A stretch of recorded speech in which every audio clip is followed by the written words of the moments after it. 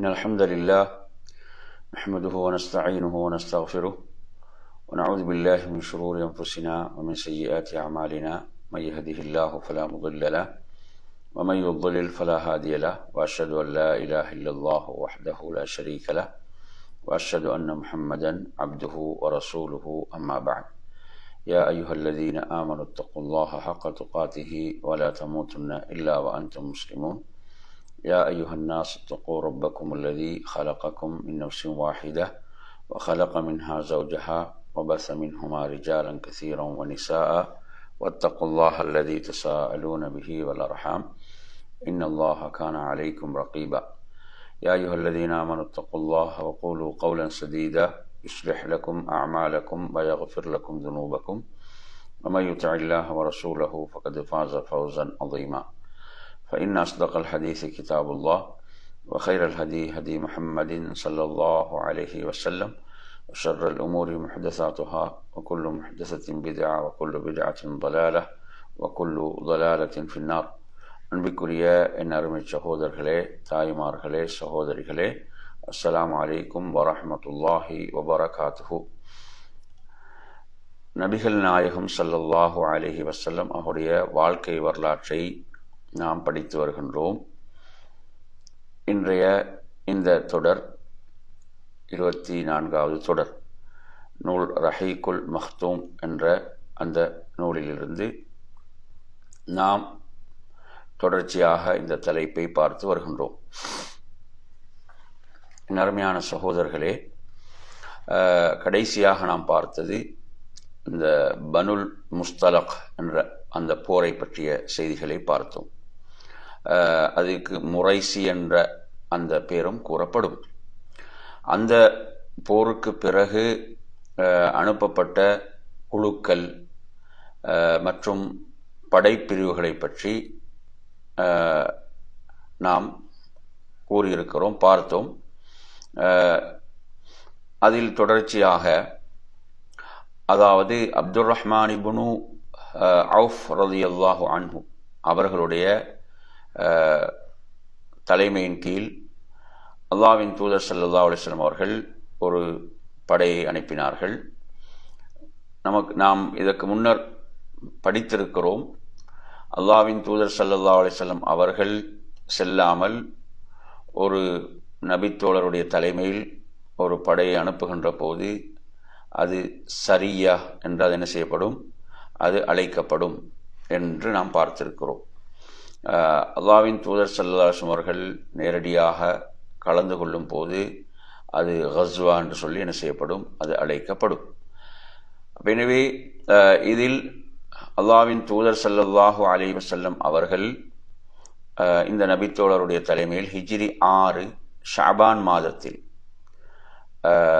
அதாவது தௌமத்துல் ஜந்தல் என்ற அந்த பகுதியில் இருக்கக்கூடிய கல்ப் கிளையினர் அவர்களுடைய அந்த ஊருக்கு அல்லாஹ்வின் தூதர் ஸல்லல்லாஹு அலைஹி வஸல்லம் அவர்கள் ஒரு படைப்பிரிவை அனுப்புகிறார்கள். இப்படி அனுப்புகின்ற போது நபி ஸல்லல்லாஹு அலைஹி வஸல்லம் அவர்கள் தனக்கு முன்னால் அப்துர் ரஹ்மான் இப்னு அவுஃப் ரலியல்லாஹு அவர்களை அமர வைத்து தனது கரத்தால் அவருக்கு தலைப்பாக என்ன செய்கிறார்கள், அணிவிக்கிறார்கள். அடுத்து அவர்களுக்கு உபதேசம் செய்கிறார்கள். போரில் நீங்கள் மிக அழகிய முறைகளை என்ன செய்ய வேண்டும், கையாள வேண்டும் என்று உபதேசம் செய்கிறார்கள். அவர்கள் உங்களுக்கு கீழ்ப்படிந்து விட்டால் அவர்களுடைய தலைவன் மகளை நீங்கள் என்ன செய்யலாம், திருமணம் செய்து கொள்ளலாம் என்றும் அல்லாஹ்வுடைய தூதர் ஸல்லல்லாஹு அலைஹி வஸல்லம் கூறினார்கள்.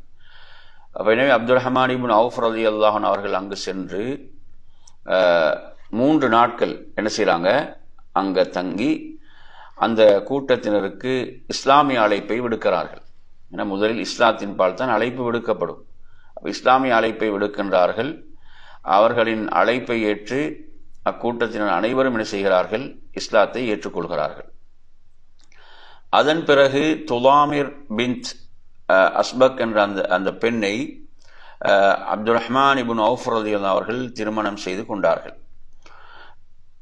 இப்பெண்மணி இந்த பெண்மணி பிரபல்யமான நபித்தோழர் அபூ சலமாவுடைய தாயார் ஆவார்கள். இப்பெண்மணியின் தந்தை தான் கல்பினத்தருடைய தலைவராக அவர் விளங்கினார். எனவே அருமையான சகோதரர்களே, அதற்கு பிறகு அனுப்பப்பட்ட மற்றும் ஒரு படைப்பிரிவை பார்ப்போம். அலி பின் அபி தாலிப் ரலியல்லாஹு அன்ஹு அவர்களுடைய தலைமையில், இதுவும் ஹிஜ்ரி 6 ஷாபான் மாதத்தில், அதாவது ஃபதக் என்று சொல்லக்கூடிய ஊரில் உள்ள சாத் பின் பக்ர் கிளைனரிடம் அலி ரலியல்லாஹு அன்ஹு அவர்களை 200 வீரர்களோடு நபி ஸல்லல்லாஹு அலைஹி வஸல்லம் அவர்கள் அனுப்பினார்கள். இந்த கிளைனரில் ஒரு பிரிவினர் ஹைபரில் உள்ள யூதர்களுக்கு உதவி செய்ய விரும்புகிறார்கள் என்ற செய்தி நபி ஸல்லல்லாஹு அலைஹி வஸல்லம் அவர்களுக்கு எட்டியதால், அந்த செய்தி அப்படி ஒரு செய்தி கிடைத்ததால் தான் அல்லாஹ்வின் தூதர் ஸல்லல்லாஹு அலைஹி வஸல்லம் அவர்கள் இப்படை அனுப்பினார்கள். அப்ப அலி ரலியல்லாஹு அன்ஹு அவர்கள் இரவில் பயணம் செய்வதும் பகலில் பதுங்கிக் கொள்வதுமாக தனது பயணத்தை தொடர்ந்தார்கள். வழியில் ஒரு நாள் அலி ரலியல்லாஹு அன்ஹு அவர்கள் அக்கூட்டத்தைச் சேர்ந்த ஒற்றன் ஒருவனை பிடித்தார்கள். யூத பகுதியான ஹைபரில் விளையும் பேரித்த பழங்களில் ஒரு பெரும் பங்கை யூதர்கள் சாத் இப்னு பக்ர் கிளைனருக்கு செய்தார்கள், வழங்கினால் அக்கிளைஞர்கள் செய்வாங்க, யூதர்களுக்கு உதவிடுவார்கள் என்பதை தெரிவிப்பதற்காகத்தான் தன்னை அனுப்பினர் என்பதை அவன் செய்கிறான், அவன் ஒப்புக்கொள்கிறான். அந்த பிடிப்பட்டவன் செய்கிறான், ஒப்புக்கொண்டது மட்டுமல்லாமல் அந்த கிளைஞர் குழுமி இருந்த இடத்தையும் செய்தான், காட்டி கொடுத்தான். அவர்கள் மீது அலி ரலியல்லாஹு அன்ஹு அவர்கள் போர் தொடுத்து 500 ஒட்டகங்களையும் 2000 ஆடுகளையும் கைப்பற்றினார்கள்.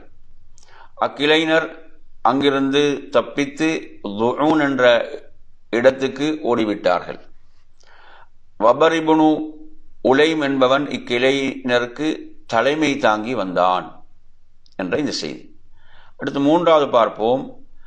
அபூபக்கர் ரலியல்லாஹு அன்ஹு அவர்கள் அல்லது ஸைத் இப்னு ஹாரிஸா ரலியல்லாஹு அன்ஹுடைய தலைமையில் ஒரு படைப்பிரிவை அல்லாஹ்வுடைய தூதர் அனுப்புகிறார்கள். இது ஹிஜ்ரி 6 ரமலான் மாதத்தில் வாதில் குரா என்ற இடத்துக்கு அபூபக்கர் ரலியல்லாஹு அன்ஹு அவர்கள் அல்லது ஸைத் இப்னு ஹாரிஸா ரலியல்லாஹு அன்ஹுடைய தலைமையின் கீழ் ஒரு படைப்பிரிவை நபி ஸல்லல்லாஹு அலைஹி வஸல்லம் அவர்கள் அனுப்பினார்கள். அங்கு வசிக்கும் அதாவது ஃபஸாரா கிளையினரின் ஒரு பிரிவினர் நபி அவர்களை வஞ்சகமாக கொலை செய்ய திட்டமிடுகிறார்கள் என்ற செய்தி கிடைத்ததை முன்னிட்டு தான் செய்யப்படுகிறது, இந்த படைப்பிரிவு அனுப்பப்படுகிறது. எனவே சலமத் இப்னு அக்வா ரலியல்லாஹு அன்ஹு அவர்கள் சொல்கிறார்கள், நானும் இப்படையிலே சென்றிருந்தேன். நாங்கள் சுபுஹ் தொழுகையை முடித்த பிறகு அவர்களை தாக்கினோம். பிறகு அவர்களின் கிணற்றுக்கு அருகில் நாங்கள் ஒன்று சேர்ந்தோம். இந்த தாக்குதலில் எதிரிகளில் பலர் கொல்லப்பட்டார்கள். சிலர் தங்கள் பிள்ளைகளுடன் மலையை நோக்கி ஓடுவதை பார்த்தேன். அவர்கள் தப்பித்து மலையில் ஏறிவிடக் கூடாது என்பதற்காக வேகமாக நான் ஒரு அம்பை எடுத்து அவர்களுக்கும் மலைக்கும் நடுவில் எறிந்தேன். அம்பை பார்த்து அவர்கள் நின்று விட்டார்கள். அக்கூட்டத்தின் பெண் ஒருத்தி இருந்தால், அவளது பெயர் உம்முல் கிர்ஃபா. அவள் தோல் ஆடை அணிந்திருந்தாள். அவளுக்கு மிக அழகிய மகள் ஒருத்தி இருந்தாள். நான் அவர்கள் அனைவரையும் அழைத்து கொண்டு அபூபக்கர் ரலியல்லாஹு அன்ஹு வந்தேன். அபூபக்கர் ரலியல்லாஹு அவர்கள் எனக்கு அவளின் மகளை பரிசாக அளித்தார்கள். ஆனால் நான் அவளை தொடவில்லை. பிறகு நாங்கள் நபி ஸல்லல்லாஹு அலைஹி வஸல்லம் சென்ற பிறகு நபி அவர்கள் அவளை என்னிடமிருந்து பெற்று மக்காவுக்கு அனுப்பினார்கள். அவளை குறைஷிகளிடம் கொடுத்து அங்கு கைதிகளாக இருந்த முஸ்லீம்களை விடுதலை செய்தார்கள் என்ற செய்தி சஹீஹ் முஸ்லிம்ல பதிவாகிறது. அந்த உம்மு கிர்ஃபா என்ற அந்த பெண், அவள் ஒரு பெரும் ஒரு தீயவளாக இருந்தால், இவள் நபி ஸல்லல்லாஹு அலைஹி வஸல்லம் அவளை கொலை செய்வதற்காக தனது குடும்பத்திலிருந்து 30 குதிரை வீரர்களை தயார் செய்திருந்தால் அந்த 30 நபர்களும் கொல்லப்பட்டார்கள். அவளும் உரிய தண்டனையை பெற்றாள். அடுத்து பார்ப்போம், இந்த படைப்பிரிவுகளில் மற்றும் ஒரு படைப்பிரிவு தான் உருஸ் என்று சொல்லக்கூடிய படைப்பிரிவு. இவர்கள் உகல் மற்றும் உரைனாவை சேர்ந்த ஒரு கூட்டம். இவர்கள் மதீனாவுக்கு வந்து தங்களை முஸ்லீம்கள் என்று வெளிப்படுத்தி கொண்டனர். இவங்க தங்களை முஸ்லீம்கள் என்று சொல்லிக் கொண்டார்கள். மதீனாவில் தங்கிய இவர்களுக்கு அங்குள்ள அந்த தட்பவெப்ப நிலைகள் ஒத்துக்கொள்ளவில்லை. அதன் காரணமாக இவர்கள் நோயுற்றார்கள். நபி ஸல்லல்லாஹு அலைஹி வஸல்லம் அவர்கள் இக்கூட்டத்தினரை முஸ்லீம்களின் ஒட்டகங்கள் மேயும் இடங்களுக்கு சென்று அங்கு தங்கி அதன் பாலையும் சிறுநீரையும் குடிக்கும்படி கூறினார்கள். அவ்வாறு செய்து அவர்கள் உடல் சுகமடைந்தார்கள். பிறகு அந்த கூட்டத்தினர் நபி ஸல்லல்லாஹு அலைஹி வஸல்லம் அவர்கள் இடையரை கொலை செய்துவிட்டு அங்குள்ள ஒட்டகங்களையும் என்ன செய்தார்கள்? ஓட்டிச் சென்றார்கள். இவர்கள் இஸ்லாமிய மார்க்கத்தையும் என்ன செய்தார்கள்? புறக்கணித்தார்கள். அப்ப இவர்களை தேடி பிடித்து வருவதற்காக நபி ஸல்லல்லாஹு அலைஹி வஸல்லம் அவர்கள் 20 தோழர்களை அந்த உர்ஸ் இப்னு ஜாபிர் அவருடைய தலைமையில், ரலியல்லாஹு அன்ஹுடைய தலைமையில் கீழ் ரசூலுல்லாஹ் என்ன செய்றாங்க? அனுப்புகின்றார்கள். ஃபஹ்ரி உர்ஸ் இப்னு ஜாபிர் ஃபஹ்ரி ரலியல்லாஹு அன்ஹுடைய தலைமையின் கீழ். எனவே இந்த நிகழ்ச்சி வந்து ஹிஜ்ரி 6 ஷவ்வால் மாதத்தில் இது நடக்கிறது. அப்போது நபி ஸல்லல்லாஹு அலைஹி வஸல்லம் அவர்கள் அந்த உரைனா என்று சொல்லக்கூடிய உரணியூன் என்று அழைக்கப்படுவார், இவர்கள் மீது சாபமிட்டார்கள்.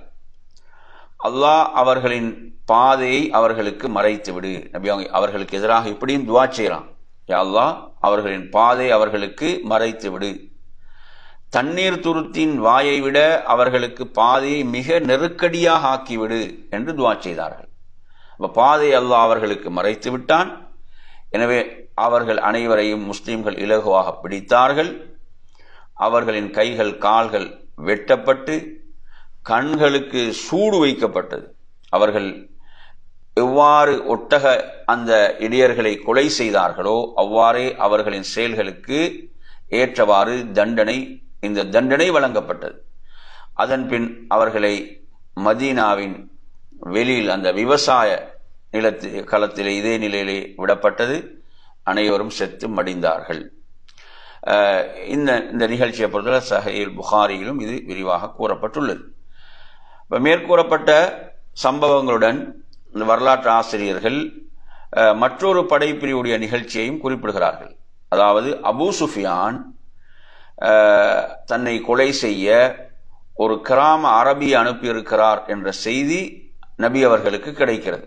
நபி அவங்களுக்கு ஒரு செய்தி கிடைக்கிறது. அபூ சுஃபியான் அல்லாஹ்வுடைய தூதரை கொலை செய்வதற்காக ஒரு கிராம அரபியை அனுப்பியிருக்கிறான் என்ற செய்தி கிடைக்கிறது. அப்போது நபி ஸல்லல்லாஹு அலைஹி வஸல்லம் அவர்கள் அம்ர் இப்னு உமையா, அதே போன்று சலமா இப்னு அபூ சலமா ஆகிய அந்த 2 தோழர்களையும் அபூ சுஃபியானை கொலை செய்ய அல்லாஹ்வுடைய தூதர் அனுப்பினார்கள். ஆனால் இந்த நோக்கத்தில் எவரும் வெற்றி அடையவில்லை. இந்நிகழ்ச்சி ஹிஜ்ரி 6 ஷவ்வால் மாதம் நடந்தது. மேற்கூறப்பட்ட இந்த சிறிய பெரிய சம்பவங்கள் அகல் மற்றும் குரைலா போர்களுக்கு பிறகு நடைபெற்றவைகள். இவற்றுள் எதிலும் கடுமையான அந்த சண்டை எதுவும் என்ன செய்யல, இவைகள்ல ஏற்படல. சில சம்பவங்கள்ல சிறிய மோதல்கள் மட்டும் ஏற்பட்டன. அதே போன்று சுற்றுவட்டார நிலைமைகளை அறிந்து வருவது அல்லது அடங்காமல் இருந்த கிராம அரபிகளையும் எதிரிகளையும் அச்சுறுத்தி சட்ட ஒழுங்கை நிலைநாட்டுவது ஆகியவையே அனுப்பப்பட்ட இந்த படைப்பிரிவுகளின் நோக்கமாக இருந்தது. நிலைமைகளை நன்கு ஆராய்ந்து பார்க்கும் போது நமக்கு தெரிய வருகின்ற விடயம் என்னவென்றால், அகல் போருக்கு பிறகு முஸ்லிம்களின் அந்த நிலைமை என்பது அதில் முன்னேற்றம் ஏற்பட்டது. இஸ்லாத்தினுடைய எதிரிகளின் நிலைமைகளும் அவர்களின் ஆற்றல்களும் சரியத் தொடங்குகிறது. இதனால் இஸ்லாமிய அழைப்பு பணியை அழிக்க வேண்டும், அந்த பலத்தை குறைக்க வேண்டும் என்ற அந்த கொஞ்ச நெஞ்ச ஆசையும் இறை மறுப்பாளர்களுக்கு என்ன செய்யல, அவர்களிடமிருந்து படிப்படியாக குறைந்தது. ஆகவே இஸ்லாத்தின் ஆற்றலை ஏற்று அதற்கு பணிந்து அரபு தீபகற்பத்தில் இஸ்லாத்தை நிலை பெறுவதை ஏற்றுக்கொள்வதை தவிர அவர்களுக்கு வேறு என்ன வழி இருக்கவில்லை. வேறு வழி இல்லாமல் அவர்களுக்கு போய்விட்டது. அப்ப இஸ்லாத்தின் இந்த முன்னேற்றத்தை ஹுதைபியா உடன்படிக்கை மூலம் நாம் மிக தெளிவாக என்ன செய்யலாம், விளங்கிக் கொள்ளலாம். எனவே அருமையான சகோதரர்களே, இவ்வாறு அரபு தீபகற்பத்தில் முஸ்லிம்களுக்கு பெருமளவு நிலைமை சாதகமாக மாறிய போது, அதே போன்று சிறிது சிறிதாக மாபெரும் வெற்றிக்கான அந்த முன் அறிவிப்புகளும் இஸ்லாமிய அழைப்பு பணி முழுமையாக வெற்றி அடைவதற்கான அடையாளங்களும் தோன்ற ஆரம்பித்தன. மக்காவில் உள்ள கண்ணியமிக்க பள்ளிவாசலில், அதாவது மஸ்ஜிதுல் ஹராமில் கடந்த 6 ஆண்டுகளாக ஹிஜ்ரத் செய்து வந்ததிலிருந்து அந்த 6 ஆண்டுகளாக அங்கு போய் என்ன இபாதத் செய்வதற்கு முடியவில்லை. ஏன்? இணை வைப்பாளர்கள், அதாவது முஸ்லிம்கள் தடுக்கப்படுகிறார்கள். அப்படி தடுக்கப்பட்டு வந்ததை தான் நாம் என்ன செய்தோம், இந்த 6 வருடங்கள்ல இதை பார்க்கிறோம். இப்போ இந்த நேரத்தில் அந்த பள்ளியில் வணக்க வழிபாடுகளை நிறைவேற்றக்கூடிய உரிமை முஸ்லிம்களுக்கு உண்டு என்பதை இணை வைப்பவர்கள் ஏற்றுக்கொள்ள வைப்பதற்குரிய முன்னேற்பாடுகள் ஆரம்பிக்கின்றன. அப்ப நபி ஸல்லல்லாஹு அலைஹி வஸல்லம் அவர்கள் ஒரு கனவு கண்டார்கள். அதாவது நபி அவர்களும் அவர்களது தோழர்களும் புனித அந்த மஸ்ஜிதுல் ஹராமிக்குள் நுழைகிறார்கள். காபாவின் சாவியை நபி ஸல்லல்லாஹு அலைஹி வஸல்லம் அவர்கள் பெறுகிறார்கள். அனைவரும் காபாவை வலம் வந்த பிறகு தங்களது உம்ராவை நிறைவு செய்கிறார்கள். சிலர் மொட்டையடித்துக் கொள்கிறார்கள், சிலர் முடியை குறைத்துக் கொள்கிறார்கள். தான் கண்ட இந்த கனவை நபி ஸல்லல்லாஹு அலைஹி வஸல்லம் அவர்கள் தனது தோழர்களிடம் கூறிய போது அனைவரும் பெரும் மகிழ்ச்சி அடைகிறார்கள். இதே ஆண்டு அனைவரும் மக்காவிற்கு செல்வோம் என எண்ணுகிறார்கள். இதற்கு பிறகு நபி ஸல்லல்லாஹு அலைஹி வஸல்லம் தங்களது தோழர்களிடம் தான் உம்ராவுக்கு செல்ல இருப்பதாகவும் நீங்களும் அதற்கு என்ன செய்யுங்க, தயாராகுங்கள் என்று கூறினார்கள். முஸ்லிம்களே புறப்படுங்கள், அல்லாஹ்வுடைய தூதருடைய அறிவிப்பு. இப்போ நபி ஸல்லல்லாஹு அலைஹி வஸல்லம் அவர்கள் மதீனாவில் உள்ள முஸ்லிம்களையும் சுற்று வட்டாரத்தில் உள்ள அந்த முஸ்லிம்கள் அந்த கிராமங்களில் உள்ள முஸ்லிம்களையும் தன்னுடன் புறப்படுமாறு ரசூலுல்லாஹ் சொல்றாங்க. ஆனால் பெரும்பாலான அந்த கிராமவாசிகள் புறப்படுவதில் என்ன செய்கிறார்கள், தயக்கம் காட்டுகிறார்கள். நபி ஸல்லல்லாஹு அலைஹி வஸல்லம் அவர்கள் தங்களது ஆடைகளை கழுவி சுத்தம் செய்து கொண்டதோடு அவங்களோட பயணத்துக்காக கஸ்வா என்ற தங்களது ஒட்டகத்தையும் தயார் செய்து கொள்கிறார்கள். மதீனாவில் இப்னு உம்மி மக்தூம் ரலியல்லாஹு அல்லது நுமைலா லைசி ரலியல்லாஹு என்பவர் என்ன செய்யறாங்க, பிரதிநிதியாக நியமிக்கிறாங்க. ஹிஜ்ரி 6 துல்கஅதா மாதத்தின் தொடக்கத்தில் திங்கட்கிழமை நபி ஸல்லல்லாஹு அலைஹி வஸல்லம் மதீனாவிலிருந்து என்ன செய்யறாங்க, புறப்படுகிறார்கள். நபி அவர்களோடு அவர்களுடைய மனைவிமார்கள் இந்த பயணத்தில் யார் இருக்கிறாங்க, உம்மு சலமா ரலியல்லாஹு அவர்கள். அதே போன்று 1400 அல்லது 1500 தோழர்கள், நபி தோழர்கள் அல்லாஹ்வுடைய தூதரோடு புறப்படுகிறார்கள். அப்போ ஒரு பயணிக்கு அவசியமான ஆயுதத்தை தவிர வேறு எந்த ஆயுதங்களையும் என்ன செய்யல நபி அவர்கள் தங்களோடு எடுத்துக்கொள்ளவில்லை. மேலும் எடுத்துக்கொண்ட ஆயுதங்களையும் வெளியில் தெரியாமல் அவைகளை என்ன செய்யறாங்க, உரைக்குள் மறைத்து வைத்திருக்கிறார்கள். மக்காவை நோக்கி புறப்படுகிறார்கள். நபி ஸல்லல்லாஹு அலைஹி வஸல்லம் அவர்களும் முஸ்லிம்களும் மக்காவை நோக்கி என்ன செய்கிறார்கள், புறப்படுகிறார்கள். வழியில் துல்ஹுலைஃபா என்ற இடத்தில், உங்களுக்கு தெரியும் மதீனாவாசிகள் அந்த வழியாக செல்லக்கூடியவர்களுடைய மீகாத் என்ற இடத்தில் நபி அவர்கள் அந்த அழைத்து வந்த குர்பானி பிராணிகளுக்கு என்ன செய்யறாங்க, மாலையிட்டு அடையாளம் இடுகிறார்கள். தாங்களும் உம்ராவுக்காக என்ன செய்து ஆடை அணிந்து கொள்கிறார்கள். எவரும் தங்களிடம் போர் செய்யக்கூடாது, தானும் போருக்காக புறப்படவில்லை என்பதை மக்களுக்கு அறிவித்து அவர்களை என்ன செய்கிறார்கள், அச்சமற்றவர்களாக ஆக்குகிறார்கள். இவ்வாறு அல்லாஹ்வுடைய தூதர் சொல்றாங்க. மக்கா குறைஷிகளின் நிலையை அறிந்து தங்களிடம் தெரிவிப்பதற்காக அந்த ஹுஸா கிளையைச் சேர்ந்த ஒற்றர் ஒருவரை நபி ஸல்லல்லாஹு அலைஹி வஸல்லம் அவர்கள் நியமித்து தனக்கு முன்னர் என்ன செய்யறாங்க, அவரை அனுப்பி வைக்கிறாங்க. நபி ஸல்லல்லாஹு அலைஹி வஸல்லம் உஸ்வான் என்ற இடத்தில் இருக்கும் போது அங்கு நபி அவர்கள் அனுப்பிய அந்த ஒற்றர் வந்து அதாவது காப் இப்னு லுஐ என்பவன் உங்களை எதிர்ப்பதற்காகவும் அல்லாஹ்வின் இல்லத்தை விட்டு உங்களை தடுப்பதற்காகவும் கினானா குடும்பத்தை சேர்ந்த வீரர்களை ஒன்று சேர்த்து வைத்திருக்கிறான் என்ற அந்த அதிர்ச்சி தரும் தகவலை கூறினார். அப்ப இதை கேட்ட நபி அவர்கள் தங்களது தோழர்களோடு இப்ப ஆலோசனை செய்ய ஆரம்பிக்கிறாங்க. ஒன்று, நம்மை எதிர்ப்பதற்கும் தடுப்பதற்கும் குறைஷிகளுக்கு உதவியாக இருக்கும் கினானாவின் அந்த குடும்பத்தார்களை நாம் என்ன செய்வோம்? சிறை பிடிப்போம். அதனால் அவர்களுக்கு போருக்கு வராமல் பின்வாங்கி குடும்பத்தை இழந்த துக்கத்தில் மூழ்கலாம். அல்லது அவர்கள் தப்பித்து வேறெங்காவது சென்றாலும் நம்மை எதிர்க்க வந்தவர்களை அல்லாஹ் முறியடித்ததாக ஆகிவிடும். அடுத்து சொல்றாங்க, இரண்டாவது, நாம் அல்லாஹ்வின் வீட்டை நோக்கி புறப்படுவோம். யார் நம்மை தடுக்க வருகிறார்களோ அவர்களோடு நாம் சண்டையிடுவோம். இப்போ இவ்விரண்டில் உங்களோட கருத்து என்ன என்று நபி ஸல்லல்லாஹு அலைஹி அவர்கள் தனது தோழர்களிடம் கேட்கிறான். அப்போது அபூபக்கர் ரலியல்லாஹு அவர்கள், அல்லாஹ்வும் அவனது தூதர் மிக அறிந்தவர்கள், நாம் உம்ரா செய்வதற்காக வந்திருக்கிறோம், எவரிடத்திலும் நாம் போர் செய்வதற்காக வரவில்லை. அல்லாஹ்வின் இல்லத்திலிருந்து எவராவது நம்மை தடுத்தால் நாம் அவர்களிடத்தில் சண்டையிடுவோம் என்று கூறினார்கள். அதற்கு பிறகு நபி ஸல்லல்லாஹு அலைஹி வஸல்லம் புறப்படுங்கள் என்று கட்டளையிட முஸ்லீம்கள் என்ன செய்றாங்க? மக்காவை நோக்கி புறப்படுகிறார்கள். அடுத்து பாருங்க, நபி ஸல்லல்லாஹு அலைஹி வஸல்லம் வருகையை கேள்விப்பட்ட குறைஷிகள் என்ன செய்கிறார்கள்? அவசர ஆலோசனை சபையை கூட்டி எப்படியாவது முஸ்லீம்களை காபாவுக்கு வரவிடாமல் தடுக்க வேண்டும் என்று முடிவெடுத்தார்கள். பாருங்க, காபா என்பது அல்லாஹ்வை வணங்குவதற்காக எழுப்பப்பட்ட ஆலயம். அதுல என்ன இபாதத் செய்வது, உம்ரா செய்வது, அப்ப இதற்காக வந்து கொண்டிருக்கிறாங்க. ஆனால் முஷ்ரிக்குகளுடைய அந்த மோசமான அவர்களுடைய திட்டத்தை பாருங்கள். முஸ்லிம்களை வரவிடாமல் தடுக்க வேண்டும் என்று முடிவு செய்கிறார்கள். கினானா கிளையினரை புறக்கணித்துவிட்டு நபி அவர்கள் மக்காவை நோக்கி வந்து கொண்டிருந்த போது காப் கிளையைச் சேர்ந்த ஒருவர், குறைஷிகள் தூதுவா என்ற இடத்தில் தங்கியிருக்கிறார்கள். மேலும் ஹாலித் இப்னு வலீத் பொது இஸ்லாத்தை ஏற்றிருக்கவில்லை. 200 குதிரை வீரர்களோடு அந்த குராவுல் கமீம் என்ற இடத்தில் மக்காவை நோக்கி செல்லக்கூடிய அந்த முக்கிய வழியில் போர் புரிவதற்காக தயாராக இருக்கிறார் என்று அறிவித்தார். நபி ஸல்லல்லாஹு அலைஹி வஸல்லம் எதையும் பொருட்படுத்தாமல் தங்களது பயணத்தை தொடர்ந்தார்கள். முஸ்லிம்களை தடுக்க வேண்டும் என்று ஹாலித் பெரும் முயற்சி செய்கிறார். தனது குதிரைப்படையை முஸ்லிம்கள் பார்க்கும் தூரத்தில் கொண்டு வந்து நிறுத்துகிறார். அப்போது முஸ்லிம்கள் லுஹர் தொழுகையை தொழுதார்கள்.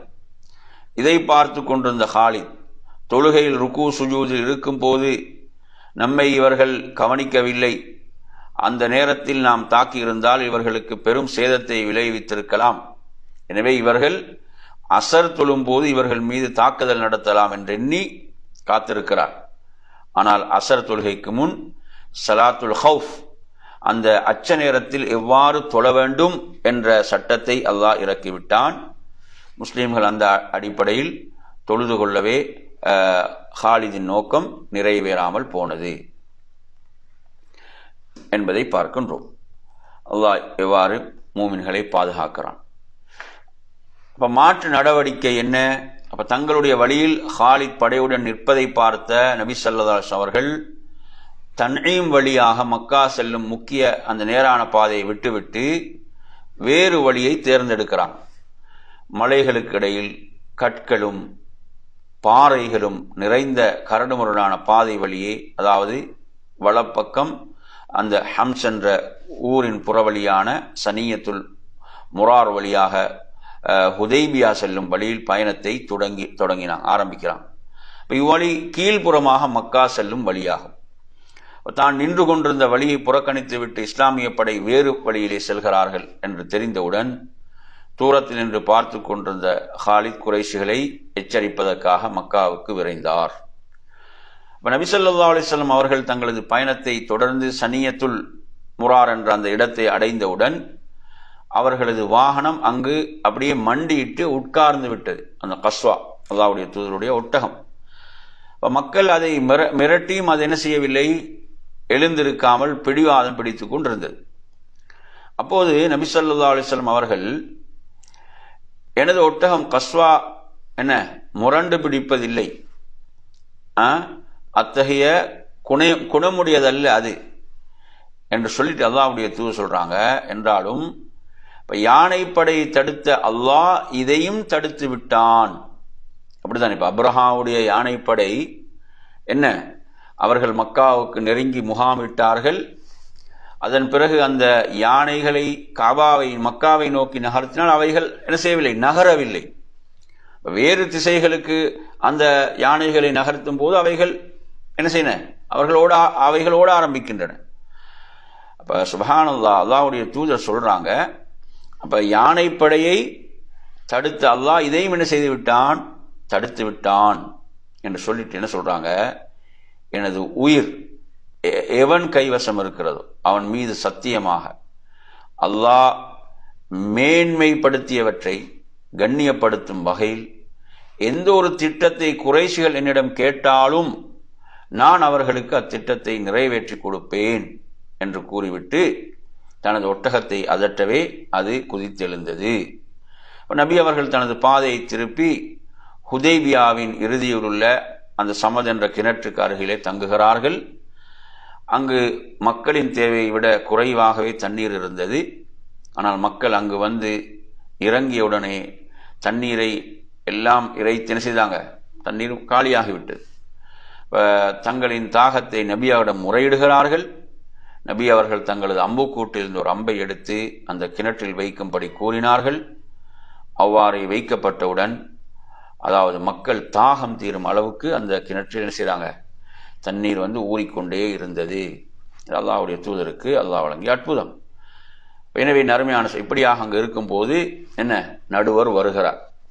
நபி அவர்கள் அங்கு தங்கி சற்று ஓய்வு எடுத்துக் கொண்டிருக்கும் போது ஹுசா கிளையைச் சேர்ந்த சிலருடன் புதைல் இப்னு வர்கா அல் ஹுசாயி என்ற முக்கிய பிரமுகர் நபி ஸல்லல்லாஹு அலைஹி வஸல்லம் அவர்களை சந்திக்கிறார். திஹாமா மாநிலத்தை சேர்ந்த மக்களில் ஹுசா கிளையினர் தான் நபி ஸல்லல்லாஹு அலைஹி வஸல்லம் இரகசியத்துக்கு உரித்தான மக்களாகவும் நன்மையை நாடுபவர்களாகவும் இருந்தார்கள்.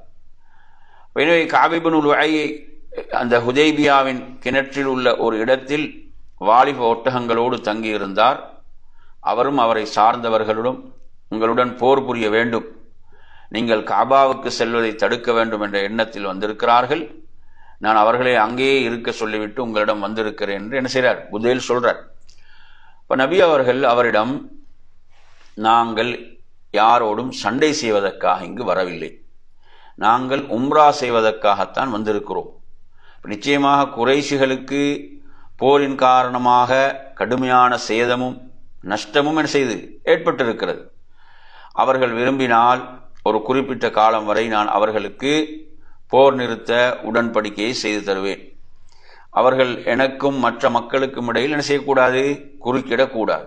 அதாவது நான் மக்களுக்கு இஸ்லாத்தை எடுத்து கூறுவதற்கு அவர்கள் தடையாக இருக்கக்கூடாது. விரும்பினால் மற்ற மக்களைப் போல் அவர்களும் இஸ்லாத்தை ஏற்றுக்கொள்ளலாம், இல்லையெனில் சிறிது காலம் அவகாசம் எடுத்துக்கொள்ளலாம், அல்லது என்ன இவற்றை ஏற்றுக்கொள்ளலாம். போர்தான் புரிவோம் என்று பிடிவாதம் பிடித்தால் எனது உயிர் எவன் கைவசம் இருக்கிறதோ அவன் மீது சத்தியமாக இந்த மார்க்கத்துக்காக எனது கழுத்து துண்டாகும் வரை அல்லது அல்லாஹ் இந்த மார்க்கத்தை நிலைநாட்டும் வரை நான் அவர்களிடம் போர் புரிவேன் என்று அல்லாஹ்வின் தூதர் ஸல்லல்லாஹு அலைஹி வஸல்லம் அவர்கள் கூறினார். இந்த பதிலை கேட்ட புதைல், நீங்கள் கூறியதை நான் குறைஷிகளிடம் முன்வைக்கிறேன் என்று கூறி குறைஷிகளை சந்திக்கிறார். குறைஷிகளே, நான் அந்த மனிதரிடம் இருந்து உங்களிடம் வந்திருக்கிறேன், அவர் கூறும் விஷயத்தையும் கேட்டு வந்திருக்கிறேன், நீங்கள் விரும்பினால் நான் அதை உங்களுக்கு மத்தியில் சமர்ப்பிக்கிறேன் என்றார். ஆனால் அவர்களில் சில அறிவியினர்கள் அவர்கள் சார்பாக நீங்கள் எங்களுக்கு எதையும் சொல்ல வேண்டாம், அது எங்களுக்கு தேவையில்லை என்று பேசினார்கள்.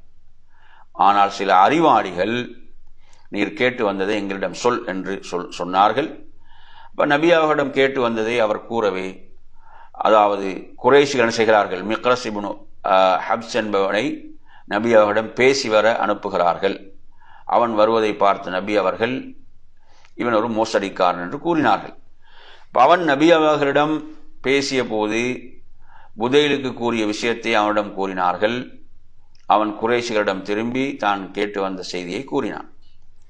சரி, குறைஷிகளின் தூதர்கள் பாருங்க, கினானாக்கிலே சேர்ந்த ஹுலைஸ் இப்னு அல்கமா என்பவர், நான் அவரை சந்தித்து வருகிறேன், அதற்கு அனுமதி தாருங்கள் என்று குறைஷிகளிடம் கூறினார். அவர்கள் அனுமதி தரவே அவர் புறப்பட்டு நபி ஸல்லல்லாஹு அலைஹி வஸல்லம் வருகிறார். அவரை பார்த்த நபி அவர்கள், இவர் இன்னவர், இவர் அல்லாஹ்வுக்காக நேர்ச்சை செய்யப்பட்ட மற்றும் ஹஜ் உம்ராவுக்காக அழைத்து வரப்பட்ட கால்நடைகளை கண்ணியப்படுத்தும் கூட்டத்தை சேர்ந்தவர். இப்போ நபி அவங்க ஒவ்வொருவரையும் எப்படியெல்லாம் புரிஞ்சு வச்சுக்கிறாங்கன்னு பாருங்க. அவருக்கு முன் குர்பானி பிராணிகளை நிறுத்துங்கள் என்று நபி ஸல்லல்லாஹு அலைஹி வஸல்லம் சொல்கிறார்கள். உடனே முஸ்லிம்கள் குர்பானி பிராணிகளை வரிசையாக நிறுத்தி தல்பியா கூறியவர்களாக அவரை வரவேற்றார்கள். இதை பார்த்து அவர், சுப்ஹானல்லாஹ், இவர்களை அல்லாஹ்வின் வீட்டிலிருந்து தடுப்பது முறை அல்ல என்று கூறிவிட்டு தனது தோழர்களிடம் திரும்பி, நான் மாலையிடப்பட்டு அடையாளமிடப்பட்ட குர்பானிக்கான ஒட்டகங்களை பார்த்தேன், அவர்களை தடுப்பது எனக்கு சரியாக தெரியவில்லை என்று கூறினார். இதன் பிறகு அவருக்கும் குறைஷிகளுக்கும் இடையில் சில வாக்குவாதங்கள் ஏற்பட்டன. அங்கு அடுத்ததாக வீட்டிருந்த உர்வா இப்னு மஸ்ஊத் அஸ்-ஸகஃபி என்பவர், இவர் உங்களுக்கு நல்ல கருத்தை கூறினார், அதை ஏற்றுக்கொள்ளுங்கள், எனக்கு அனுமதி தாருங்கள், நானும் அவரிடம் சென்று பேசி வருகிறேன் என்று கூறி அங்கிருந்து புறப்பட்டு நபி ஸல்லல்லாஹு அலைஹி வஸல்லம் அவரிடம் சென்று பேசுகிறார். அப்போது நபி ஸல்லல்லாஹு அலைஹி வஸல்லம் அவர்கள் புதைலுக்கு கூறியதே அவருக்கும் கூறினார்கள். அப்போது, முஹம்மதே, போர் தொடுத்து உங்களது இனத்தாரை வேரோடு அழிக்க வேண்டும் என்று நீங்கள் விரும்புகின்றீர்களா? உங்களது குடும்பத்தாருடன் போர் புரிவது நல்ல பழக்கமாகுமா? அரபிகளில் எவராவது தனது இனத்தாரை உங்களுக்கு முன்பு வேரோடு வெட்டி சாய்த்தார்கள் என்று நீங்கள் கேள்விப்பட்டதுண்டா? நீங்கள் விரும்பியபடி உங்கள் போரில் வெற்றி கிடைக்காமல் அதற்கு மாற்றமாக நீங்கள் தோல்வி அடைந்தால் உங்களுடன் இருக்கும் இந்த வீரர்கள் ஆன அற்பர்கள் உங்களை விட்டு ஓடிவிடுவார்கள் என்றுதான் நான் எண்ணுகிறேன் என்று உர்வா கூறிய போது, உர்வாவின் பேச்சுக்கு அபூபக்கர் அவர்களுக்கு என்ன செய்த இந்த வார்த்தைகள் அவங்களுக்கு கோபத்தை ஏற்படுத்தியது. இப்போது என்ன சொல்கிறார்கள், நீ லாத்தின் மர்மஸ்தானத்தை சப்பு என்று கடுமையா சொல்றாங்க அபூபக்கர் அவர்கள். நாங்களா இவரை விட்டு விட்டு ஓடி விடுவோம் என்று கர்ஜித்தார்கள். அதற்கு உர்வா, இவர் யார் என்றார். அபூபக்கர் என கூடியிருந்தோர் கூறினார்கள். அதற்கு உர்வா, எனது உயிர் எவன் கைவசம் இருக்கிறதோ அவர் மீது ஆணையாக நீ எனக்கு ஒரு உதவி செய்திருக்கிறாய், நான் அதற்கு எந்த பகரமும் செய்யவில்லை, அப்படி மட்டும் இல்லை என்றால் நான் உனக்கு நல்ல பதில் கூறியிருப்பேன் என்றார். மேலும் நபி அவர்களிடம் உர்வா பேசும்போது ஒவ்வொரு பேச்சுக்கும் நபி அவர்களின் தாடியை பிடித்து பிடித்து பேசினார். அப்ப நபி ஸல்லல்லாஹு அலைஹி வஸல்லம் அவர்களுக்கு அருகில் இருந்த முகீரத் இப்னு ஷுஅபா ரலியல்லாஹு அவங்க தான் நிற்கிறாங்க. அப்ப அவரது கையில் உரையிடப்பட்ட வாள் ஒன்று இருக்கிறது. நபி அவர்களுடைய தாடியை உர்வா பிடிக்கும் போதெல்லாம் என்ன செய்யறாரு, அந்த உரையிடப்பட்ட வாளை கொண்டு உர்வாவின் கையில் அடித்து நபி அவனோட தாடியை விட்டு உனது கையை அகற்றிக்கொள் என்று கூறினார். அவளோட நபி மீது கண்ணியம் வைத்திருந்தார்கள் சஹாபாக்கள். உர்வா தனது தலை உயர்த்தி, இவர் யார் என்றார். மக்கள், இவர்தான் முகீரத் இப்னு ஷுஅபா என்றார். அப்போது முகீராவை பார்த்து, ஓ வாக்கு தவறியவனே, நீ செய்த மோசடி குற்றத்துக்கு நான் தானே பரிகாரம் செய்தேன் என்று முகீராவை உர்வா பழிக்கிறார். இவ்வாறு உர்வா கூற காரணம் என்ன? முகீரா ரலியல்லாஹு இஸ்லாத்தை ஏற்பதற்கு முன்னர் ஒரு கூட்டத்தாரோடு நட்பு வைத்திருந்தார். சமயம் பார்த்து அவர்களை கொன்று பொருட்களை கொள்ளையடித்து விட்டார். அதற்கு சிறிது காலத்துக்கு பிறகு நபி அவர்களை சந்தித்து இஸ்லாத்தை ஏற்றுக்கொண்டார்கள். நபி அவர்கள் சொன்னாங்க, அல்லாஹ்வுடைய தூதர் சொல்றாங்க, நீர் உமது இஸ்லாத்தை நான் ஏற்றுக்கொள்கிறேன், ஆனால் நீர் கொள்ளையடித்த பொருட்களுக்கு நான் பொறுப்பல்ல என்று கூறிவிட்டார்கள். இந்த குற்றத்துக்குரிய பரிகாரத்தை உர்வாதான் என்ன செய்தார், நிறைவேற்றினார். ஏனெனில் முகீராவுடைய தந்தை உர்வாவின் சகோதரர் ஆவார். இப்ப பேச்சுவார்த்தைகளுக்கு இடையில் நபி தோழர்களையும் அவர்கள் நபி அவர்களுக்கு செய்யும் கண்ணியத்தையும் நன்கு கவனித்து உர்வா என்ன செய்கிறார், ஆச்சரியம் அடைகிறார். அங்கிருந்து தனது நண்பர்களிடம் வந்து இதை குறித்து அவர் என்ன சொல்கிறார் என்று சொன்னார், எனது கூட்டத்தினரே, நான் பல அரசர்களிடம் சென்றிருக்கிறேன். கைசர், கிஸ்ரா, நஜ்ஜாஷி என பல மன்னர்களை நான் பார்த்திருக்கிறேன். ஆனால் முஹம்மதின் தோழர்கள் முஹம்மதை ஸல்லல்லாஹு அலைஹி வஸல்லம் கண்ணியப்படுத்துவது போன்ற எந்த ஒரு அரசனின் தோழர்களும் தங்கள் அரசரை கண்ணியப்படுத்துவதை நான் பார்த்ததில்லை. அல்லாஹ் மீது சத்தியமாக அவர் ஏதாவது ஒரு கட்டளையிட்டால் அதை உடனடியாக அவர்கள் செய்கிறார்கள். அவர் உது செய்யும் போது தண்ணீரை பிடிப்பதற்கு கூட போட்டியிட்டுக் கொள்கிறார்கள். அவர் பேசினால் அனைவரும் அமைதியாகி விடுகிறார்கள். அவர் மீதுள்ள கண்ணியத்தால் அவரை அவர்கள் நேருக்கு நேர் கூர்ந்து பார்ப்பதில்லை. ஆக நான் உங்களுக்கு முன் நேரான ஒரு திட்டத்தை சமர்ப்பித்து விட்டேன், அதை நீங்கள் ஏற்றுக்கொள்ளுங்கள் என்று கூறி உர்வா தனது பேச்சை முடித்தார். சுப்ஹானல்லாஹ், நபித்தோழர்கள் அல்லாஹுடைய தூதரை எவ்வளவு நேசித்தார்கள், அல்லாஹுடைய தூதரின் மீது எவ்வளவு அன்பு வைத்திருந்தார்கள் என்பதையெல்லாம் நாம் இதிலே பார்க்கின்றோம். அல்லாஹ்வின் ஏற்பாடு பாருங்க. இப்ப போர் வெறிபிடித்த இந்த குறைஷி வாலிபர்கள் தங்களின் தலைவர்கள் சமாதான உடன்படிக்கையில் ஆர்வமாக இருப்பதை விரும்பவில்லை. உடனே அதை தடுக்க வேண்டும் என்று ஆலோசிக்கிறார்கள். அதன்படி இரவில் முஸ்லிம்களின் கூடாரத்திற்குள் புகுந்து போரை தூண்டும் சதி செயல்களை செய்ய முடிவெடுக்கிறார்கள். இம்முடிவை நிறைவேற்றுவதற்கு 70 அல்லது 80 நபர்கள் புறப்பட்டு தன்ஈம் மலை வழியாக முஸ்லிம்களின் கூடாரத்தை நோக்கி முன்னேறுகிறார்கள். ஆனால் நபி அவர்கள் நியமித்த பாதுகாப்பு படையினரின் தளபதியான முஹம்மது இப்னு மஸ்லமா ரலியல்லாஹு அவர்கள் வந்த எதிரிகள் அனைவரையும் சுற்றி வளைத்து கைது செய்கிறார்கள். எனினும் நபி ஸல்லல்லாஹு அலைஹி வஸல்லம் அவர்கள் சமாதானத்தில் ஆர்வம் கொண்டு அனைவரையும் மன்னித்து விடுதலை செய்து விடுகிறார்கள். இது குறித்து பின்வரும் வசனத்தை அல்லாஹ் என்ன செய்தான்? அல்லாஹ் அருளினான். 48வது அத்தியாயம் 24வது வசனம். மக்காவின் சமீபமாக அவர்கள் மீது உங்களுக்கு வெற்றியை கொடுத்ததன் பிறகு அவர்களுடைய கைகளை உங்களை விட்டும் உங்களுடைய கைகளையும் அவர்களை விட்டும் அவனை தடுத்தான். அல்லாஹ் நீங்கள் செய்பவைகளை உற்று நோக்கியவனாகவே இருக்கிறான். குறைஷிகளை சந்தித்த முஸ்லிம் தூதர். அப்ப இந்த நேரத்தில் நபி ஸல்லல்லாஹு அலைஹி வஸல்லம் தனது நிலையும் தனது நோக்கத்தையும் உறுதியாக தெளிவுபடுத்தி கூறவும், குறைஷிகளிடம் ஒரு தூதரை அனுப்ப விரும்பியும் உமர் ரலியல்லாஹு அவர்களை அழைக்கிறான். ஆனால் அல்லாஹ்வின் தூதரே, எனக்கு துன்பம் ஏற்பட்டால் எனக்காக கோபப்படும் அந்த அதீ இப்னு கஅப் கிளையைச் சேர்ந்த எவரும் அங்கு இல்லை. எனவே உஸ்மான் இப்னு அஃபானை அனுப்புங்கள், நீங்கள் விரும்பும் விஷயத்தை அவர் சரியான முறையில் குறைஷிகளிடம் எடுத்து வைப்பார் என்று சொல்றாங்க. அப்போ உமர் ரலியல்லாஹு அவர்கள் நபி அவர்கள் என்ன செய்யறாங்க? உஸ்மானை அழைத்து இப்படி சொன்னவுடன் நபி அவங்க உஸ்மானை அழைக்கிறாங்க. அழைத்து, நீர் குறைஷிகளிடம் சென்று நாம் போருக்காக வரவில்லை, உம்ராவுக்காகத்தான் வந்திருக்கிறோம் என்று எடுத்து சொல்லுங்கள். பிறகு அவர்களை இஸ்லாத்தின் பக்கம் என்ன செய்யுங்க? அவர்களை இஸ்லாத்தின் பக்கம் அழையுங்கள், அவர்களை இஸ்லாத்தின் பக்கம் அழையுங்கள் என்று சொல்றாங்க. முக்கியம் என்ன? இஸ்லாத்தின் பக்கம் அழைத்தல், சத்திய மார்க்கம் கிடைக்க வேண்டும். மேலும் மக்காவில் இருக்கும் முஸ்லிம்களை சந்தித்து வெற்றி நமக்குத்தான் என்று நற்செய்தி கூறுங்கள். அல்லாஹ் அவனது மார்க்கத்தை மக்காவில் மேலோங்கச் செய்வான்.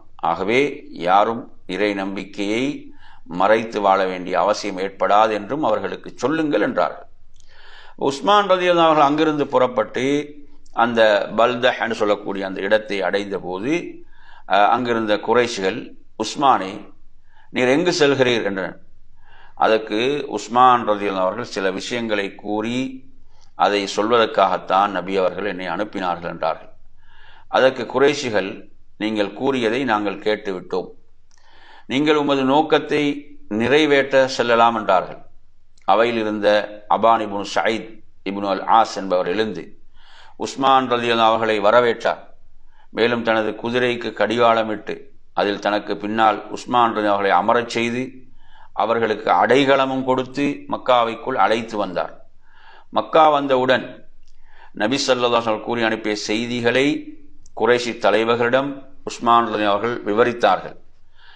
உஸ்மான் ரலியல்லாஹு அவர்கள் பேசி முடித்தவுடன் குறைஷிகள், நீங்கள் கஅபாவை வலம் வந்து கொள்ளுங்கள் என்றார்கள். ஆனால் நபி ஸல்லல்லாஹு அலைஹி வஸல்லம் அவர்கள் கஅபாவை வலம் வரும் வரை நான் வலம் வர மாட்டேன் என்று உஸ்மான் ரலியல்லாஹு செய்றாங்க, உறுதியாகவே மறுத்து விடுகிறார்கள். சுப்ஹானல்லாஹ். என் அருமையான சகோதரர்களே, இப்படியான இந்த பின்னணியில உஸ்மான் ரலியல்லாஹு அன்ஹு குறைஷிகள் மக்காவில் தடுத்து வைத்துக் கொண்டார்கள். இந்த சூழ்நிலையில் என்ன செய்யலாம் என்று ஆலோசித்து ஒரு தீர்க்கமான முடிவெடுத்த பிறகு உஸ்மானை அனுப்பலாம் என்ற எண்ணத்தில் குறைஷிகள் தடுத்து வைத்திருக்கலாம். ஆனால் உஸ்மான் ரலியல்லாஹு அவர்கள் கொலை செய்யப்பட்டு விட்டார்கள் என்று மக்காவுக்கு வெளியில் செய்தி பரவியது. அப்ப அவ்வாறே முஸ்லிம்களுக்கு மத்தியிலும் செய்தி என்ன செய்தி இப்படித்தான் செய்தி பரவுது. இப்படியான செய்தி தான் முஸ்லிம்களையும் வந்து அடைகிறது. அப்ப குறைஷிகளிடம் போர் புரியாமல் நாம் இவ்விடத்தை விட்டு நகர மாட்டோம் என்று நபி அவர்கள் கூறினார்கள். மேலும் தங்களது தோழர்களை போருக்காக உடன்படிக்கை செய்து தர அழைக்கிறான். அப்ப உத்தம தோழர்கள் உயிர் கொடுக்கவும் காத்திருக்கிறார்கள். போரிலிருந்து பின்வாங்க மாட்டோம் என்று மிக உற்சாகத்தோடு உடன்படிக்கை செய்யலானார்கள். தோழர்களின் ஒரு கூட்டம் மரணம் வரை போர் புரிவோம் என்று நபியரிடம் ஒப்பந்தம் செய்தார்கள். சுப்ஹானல்லாஹ். அசத் குடும்பத்தை சேர்ந்த அபு சினான் என்பவர்தான் நபி ஸல்லல்லாஹு அலைஹி வஸல்லம் முதலில் உடன்படிக்கை செய்தார். மரணிக்கும் வரை போர் புரிவேன் என்று 3 முறை சலமத் இப்னு அக்வா ரலியல்லாஹு அன்ஹு ஒப்பந்தம் செய்தார்கள். அல்லாஹ்வுடைய தூதரிடம் உறுதிமொழி கொடுக்கிறான். அதாவது மக்கள் ஒப்பந்தம் செய்ய ஆரம்பித்த போதும் பின்பு நடுவிலும் பிறகு இறுதியிலும் அவங்க என்ன செய்யறாங்க, திரும்ப திரும்ப உறுதிமொழி கொடுக்கிறான். அந்த அளவு அறப்போர் புரியவும் அதில் உயிர் நீக்கம் அவங்க பேராவல் கொண்டிருக்கிறார். அப்ப நபி ஸல்லல்லாஹு அலைஹி வஸல்லம் தங்களுடைய ஒரு கையால் மற்றொரு கையை பிடித்து காட்டி இந்த கை உஸ்மான் சார்பாக என்றார்கள். அதாவது உஸ்மான் உயிரோடு இருந்தால் அவரும் இதில் கலந்து கொள்வார் என்பதை அறிவிக்கும் விதமாக நபி அவர்கள் இவ்வாறு செய்தார்கள். எனவே நறுமையான சகோதரர்களே, இப்ப நிலைமை இவ்வாறு இருக்க முஸ்லிம்கள் தங்கள் மீது பயங்கரமான முறையில் போர் தொடுக்க ஆயத்தமாகி விட்டார்கள் என்ற செய்தி குறைஷிகளுக்கு தெரிய வரவே இனியும் உஸ்மானை தடுத்து வைத்திருப்பது உசிதமல்ல, தாமதப்படுத்தாமல் உடனடியாக அவரை முஸ்லிம்களிடம் அனுப்பிவிட வேண்டும், நமது முடிவை பிறகு தூதுவர் மூலம் சொல்லி அனுப்பிக் கொள்ளலாம் என்று ஆலோசனை செய்து உஸ்மான் என்ன செய்தார்கள், அனுப்பிவிட்டார்கள். உடன்படிக்கை செய்யும் நிகழ்ச்சி வெற்றிகரமாக முடிந்தது. உஸ்மான் ரலியல்லாஹு அவர்களும் எவ்வித ஆபத்துமின்றி என்ன செய்யறாங்க, அங்கு வந்து சேருகிறார்கள். உஸ்மான் ரலியல்லாஹு அவர்களும் நபி ஸல்லல்லாஹு அலைஹி வஸல்லம் வந்து ஒப்பந்தம் செய்து கொடுக்கிறாங்க. அதே போன்று ஜத் இப்னு கைஸ் என்ற நயவஞ்சகனை தவிர வேறு யாரும் இந்த உடன்படிக்கையிலிருந்து பின்வாங்கவில்லை. இப்போ நபி ஸல்லல்லாஹு அவர்கள் ஒரு மரத்தின் கீழ் இந்த உடன்படிக்கையை வாங்கினார்கள். அப்போது உமர் ரலியல்லாஹு அவர்கள் நபியின் கையை தாங்கி பிடித்திருந்தார்கள். மாக்கல் இப்னு யஸார் அவர்கள் மரத்தின் ஒரு கிளையை சாய்த்து நபி அவர்களுக்கு நிழல் தருமாறு பிடித்திருந்தார்கள். இவ்வுடன்படிக்கை தான் பைஅத்துர் ரித்வான், அங்கீகரிக்கப்பட்ட இறை பொருத்தத்துக்குரிய உடன்படிக்கை என்று இஸ்லாமிய வரலாற்றில் கூறப்படுகிறது. இது குறித்தே அல்லாஹ் இந்த வசனங்களை அருளினான். அந்த மரத்தின் அடியில் உங்களிடம் கை கொடுத்து உடன்படிக்கை செய்த நம்பிக்கையாளர்களை பற்றி நிச்சயமாக அல்லாஹ் திருப்தி அடைந்தான். லகத் ரலியல்லாஹு அனில் முஃமினீன இஸ் யுபாயிஊனக தஹத ஷஜரா. அவர்களின் உள்ளங்கள் இந்த உண்மையான தியாகத்தை நன்கறிந்து சாந்தியையும் ஆறுதலையும் அவர்கள் மீது சொரிந்தான். உடனடியான ஒரு வெற்றியையும் ஹைபர் எனும் இடத்தில் அவர்களுக்கு வெகுமதியாக கொடுத்தான். அந்த வெற்றிக்குரிய முன்னறிவிப்பும் வருகிறது. சுப்ஹானல்லாஹ். இது 48 அத்தியாயம் 18 வசனம். சூரத்துல் ஃபத்ஹ் நாம் எடுத்தால் சூரத்துல் ஃபத்ஹ் வெற்றி என்று சொல்லக்கூடிய அத்தியாயம் தான். அதில் இந்த மகத்தான வெற்றியைத்தான் அல்லாஹு தஆலா சொல்கிறான். எனவே அருமையான சகோதரர்களே, அப்ப ஆயுதங்கள், போதிய ஆயுதங்கள் இல்லாமலும் என்ன செய்தாங்க, போருக்காக உடன்படிக்கை செய்து கொடுத்தார்கள். அவ்வளவு ஒரு ஈமானிய வீரத்துக்குரியவங்க தான் சஹாபாக்கள், வீரமிக்கவர்கள். அவங்க போருக்கான தயாரிப்போடு வரவும் இல்லை. உஸ்மான் கொல்லப்பட்டால் நாம் என்ன செய்வோம், நாம் போரிடுவோம் என்றா என்ன செஞ்சாங்க, எல்லோரும் வந்து அவங்க உடன்படிக்கை செய்து கொடுக்குறாங்கண்டா என்ன, அப்ப ஒரு பெரும் படையை சந்திக்க வேண்டியிருக்கு, அவர்களிடம் முழுமையான ஆயுதம் இருக்கிறது. இப்போ உண்மையில மௌத்துக்கு தான் என்ன செய்தாங்க, உடன்படிக்கை செய்து கொடுத்தாங்க, மரணத்துக்கு தான். சுப்ஹானல்லாஹ். அல்லாஹு தஆலா அவர்களுடைய உள்ளங்களில் உள்ள அந்த உண்மைத்தன்மையை அல்லாஹ் அறிந்து கொண்டான். அல்லாஹ் அவர்களை பொருந்தி கொண்டான் என்று அல்லாஹ் குர்ஆனிலே குறிப்பிடுகிறான். எனவே அருமையான சகோதரர்களே, இப்படியான இந்த சூழல்ல இப்ப நிலைமை வந்து இவ்வாறு மோசமாவதை அறிந்து கொண்ட குறைஷிகள் சமாதான ஒப்பந்தத்தை ஏற்படுத்திக் கொள்வதற்காக சுஹைல் இப்னு அம்ர் என்பவரை என்ன செய்யறாங்க, அல்லாஹ்வுடைய தூதரிடம் அனுப்பி வைக்கிறான். மேலும் அந்த ஒப்பந்தத்தில் கீழ்காணும் முக்கிய அம்சத்தை இடம்பெற செய்தார்கள். அதாவது உம்ரா செய்ய மக்காவிற்குள் வராமல் முஸ்லீம்கள் கண்டிப்பாக திரும்பிவிட வேண்டும். காரணம், முஹம்மது ஸல்லல்லாஹு அலைஹி வஸல்லம் மக்காவுக்குள் எங்களை பலவந்தப்படுத்தி நுழைத்து விட்டார் என்று அரபிகள் நாளை ஏளனமாக பேசிவிடக்கூடாது. வந்தது என்ன, அல்லாஹுடைய ஆலயத்தை இபாதத் செய்யறதுக்கு தடுக்கிறார்கள். அதில் என்ன எப்படியெல்லாம் பேசுகிறார்கள் பாருங்க. இப்போ குறைஷிகளின் இறுதி தூதராக, குறைஷிகளுடைய பல தூதர்கள் வந்துட்டாங்களா இல்லையா ஹுதைபியாவுக்கு, அதில் இறுதியாக யார் வராரு, சுஹைல். நபி அவர் என்ன செய்கிறார், நபி ஸல்லல்லாஹு அலைஹி வஸல்லம் சந்திக்கிறார். சுஹைலை பார்த்த நபி அவர்கள், சுஹைல் என்பதின் பொருள் இலகுவானது, ஆகவே உங்களது காரியம் உங்களுக்கு இலகுவாகிவிட்டது. குறைஷிகள் இவரை அனுப்பியதிலிருந்து அவர்கள் சமாதானத்தை நாடிவிட்டனர் என்று தெரிந்து கொள்ளலாம் என்று முஸ்லிம்களிடம் கூறினார்கள். நபி ஸல்லல்லாஹு அலைஹி வஸல்லம் அவர்கள் அவர்களிடம் சுஹைல் என நீண்ட நேரம் பேசினார் நபி அவர்களோடு. பின்பு இருவரும் சமாதானத்துக்கான அம்சங்களை முடிவு செய்தார்கள். என்னென்ன அம்சங்கள் என்று பார்த்தீங்கன்னா, முதலாவது அம்சம், நபி அவர்கள் இந்த ஆண்டு திரும்பி செல்ல வேண்டும், மக்காவுக்குள் நுழையக்கூடாது. அடுத்த வருடம் முஸ்லீம்கள் உம்ராவுக்கு வந்து மக்காவில் 3 நாட்கள் தங்கிக் கொள்ளலாம். சாதாரணமாக ஒரு பயணி தன்னோடு வைத்திருக்கும் ஆயுதங்களை எடுத்து வரலாம், ஆனால் அவற்றை உரைக்குள் வைத்துக் கொள்ள வேண்டும். முஸ்லிம்களுக்கு எவ்வகையிலும் எந்தவித தொந்தரவும் கொடுக்கப்பட மாட்டாது. இது முதல் விடயம். இரண்டாவது விடயம், 10 ஆண்டுகளுக்கு இரு தரப்பிலும் போர் நடவடிக்கை எதுவும் எடுக்கக்கூடாது. 10 வருடங்களுக்கு, இதிலிருந்து 10 வருடங்கள் எந்த போரும் கிடையாது. அக்காலங்களில் அனைவரும் அச்சமற்று இருப்பார்கள், யாரும் எவருக்கும் எவ்வித தீங்கும் செய்யக்கூடாது. இது இரண்டாவது. மூன்றாவது, யாராவது முஹம்மதுடைய ஸல்லல்லாஹு அலைஹி வஸல்லம் ஒப்பந்தத்திலும் உடன்படிக்கையிலும் சேர்ந்து கொள்ள விரும்புகிறாரோ அவர் அதில் சேர்ந்து கொள்ளலாம். குறைஷிகளின் ஒப்பந்தத்திலும் உடன்படிக்கையிலும் சேர்ந்து கொள்ள விரும்புகிறவர் அதில் சேர்ந்து கொள்ளலாம். எந்த ஒரு கிளைஞரும் இந்த இரு வகுப்பால் என்ன செய்ய ஒருவருடன் சேர்ந்து கொள்கிறாரோ அவர் அந்த வகுப்பாரை சேர்ந்தவர். அதற்கு பிறகு அந்த கிளைஞரோடு யாராவது அத்துமீறி நடந்து கொண்டால் அது அந்த வகுப்பினர் அனைவர் மீதும் அத்துமீறியதாகும். இது முக்கியமான ஒரு விஷயம். இதுதான் இந்த இடத்துல இவர்கள் ஒரு மீறிய இடம் தான் இது. எனவே அவங்களோட யார் சேர்ந்திருக்கலாம், அவங்கள யாருக்காவது அநீதி இழைத்தாலும் என்ன மொத்தமாக அனைவருக்கும் எதிராக அநீதி இழைத்தால் தான் கருதப்படும்.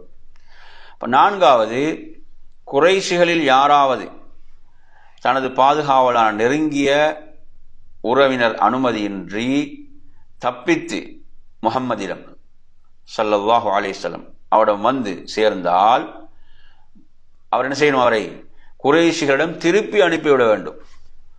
ஆனால் முஹம்மதிடம் ஸல்லல்லாஹு அலைஹி வஸல்லம் அவர்களிடம் உள்ளவர்கள் யாராவது தப்பித்து குறைஷிகளிடம் வந்தால் அவரை என்ன செய்ய அவரை திரும்பி மதீனாவுக்கு அனுப்பப்பட மாட்டார், முஹம்மதிடம் திருப்பி அனுப்பப்பட மாட்டாது ஸல்லல்லாஹு அலைஹி வஸல்லம்.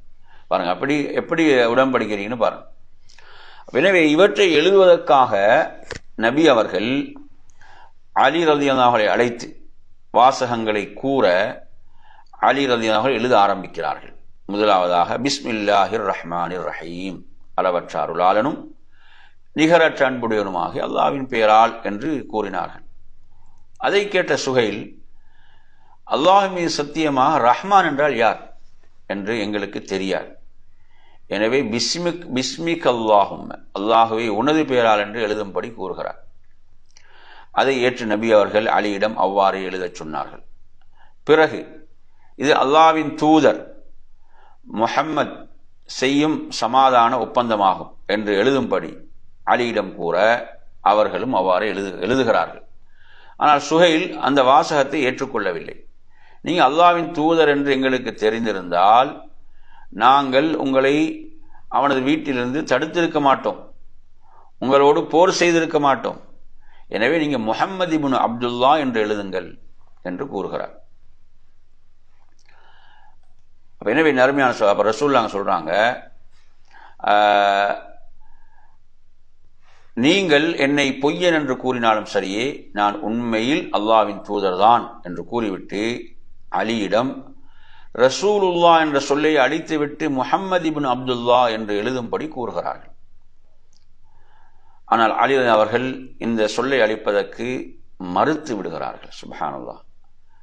அப்ப நபி அவர்களே தங்களது கையால் அதை அழிக்கிறார்கள். பிறகு ஒப்பந்த பத்திரம் முழுமையாக எழுதி முடிக்கப்படுகிறது. சமாதான உடன்படிக்கை முடிந்தவுடன் ஹுஸா கிளைனர் நபி ஸல்லல்லாஹு அலைஹி வஸல்லம் ஒப்பந்தத்தில் என்ன செய்கிறாங்க, சேர்ந்து கொள்கிறார்கள். அவர்கள் அப்துல் முத்தலிபின் காலத்திலிருந்தே ஹாஷிம் கிளைனருடைய ஒப்பந்த தோழர்களாக தான் அவங்க விளங்கினாங்க. இப்போ இதை நாம் இந்நூல் ஆரம்பத்திலும் என்ன செய்கிறோம் கூறியிருக்கிறோம். அப்போ பக்ர் கிளைனர் குறைஷிகளின் உடன்படிக்கையில் என்ன செய்கிறார்கள், சேர்ந்து கொள்கிறார்கள்.